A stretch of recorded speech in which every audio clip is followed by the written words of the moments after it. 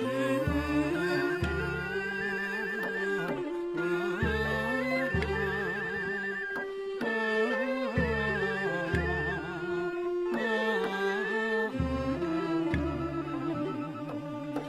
ោជាលំភិនី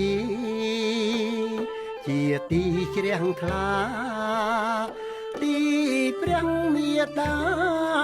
ប្រសូតបុត្រថ្លៃអោជាលំភិនី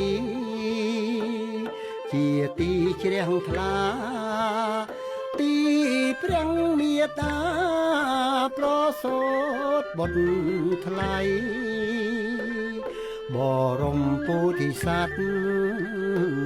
ពោធិញាណយាយដឹកនាំសត្វថ្លៃចេញចាក់ទុកខា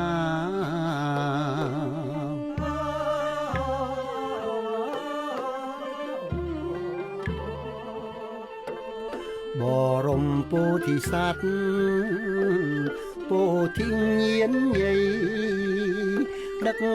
នាំសត្វថ្លៃចេញចាក់ទុកខាប្រសូតមកភ្លៀមស្ដេចឈរសំឡឹងស្ដេចឈររំពឹងថាគ្មាននរណាប្រសូតមកភ្លៀមស្ដេចឈរសំឡឹងស្ដេចឈររំពឹងថាគ្មាននរណាទេវលោកព្រហ្មលោកអង្គទាំងមនុស្សសា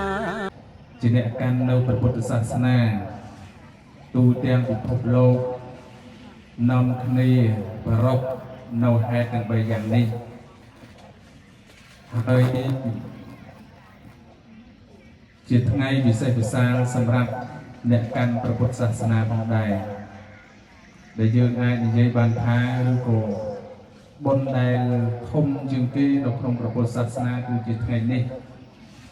ជាថ្ងៃវិសាខបូជានេះឯងដូច្នេះសូមញាតិញោមមកអោនចិត្តលះនៅមន្ទិលគឺសេចក្តីសៅមងដែលត្រាំជាប់នៅក្នុងសន្តានចិត្តមានលោកភៈទោសៈមោហៈជាដើមសម្រាប់ឲ្យ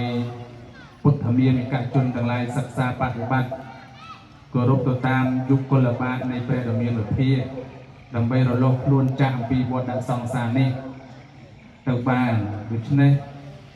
សូមកណាចិញ្ចឹមញាតិញោមពុទ្ធបរិស័ទទាំងឡាយគ្រប់គ្នាបង្អោនចិត្តហើយបង្អោនចិត្តទៀតនឹករលឹកដល់គុណប្ររតនត្រ័យទោះបីជាប្រពុតគង់នៅប្រឋានរទីណាកន្លែងណាក៏ដោយចុះប៉ុន្តែយើងមានទិសកចេតីធាតុចេតី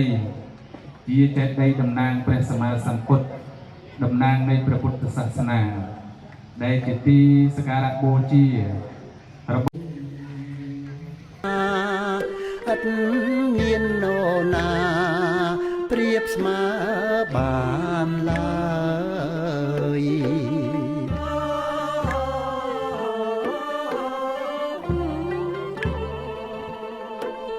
ទេវលោកព្រហ្មលោក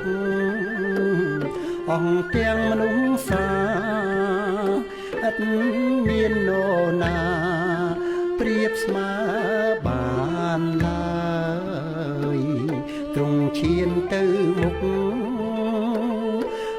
7ជំហានព្រះតីក្លាហានចិនដាឥតស្បើយទ្រង់ឈានទៅមុខ7ជំហានព្រះតីក្លាហានចិនដាឥតស្បើយទ្រង់ពោលវាចា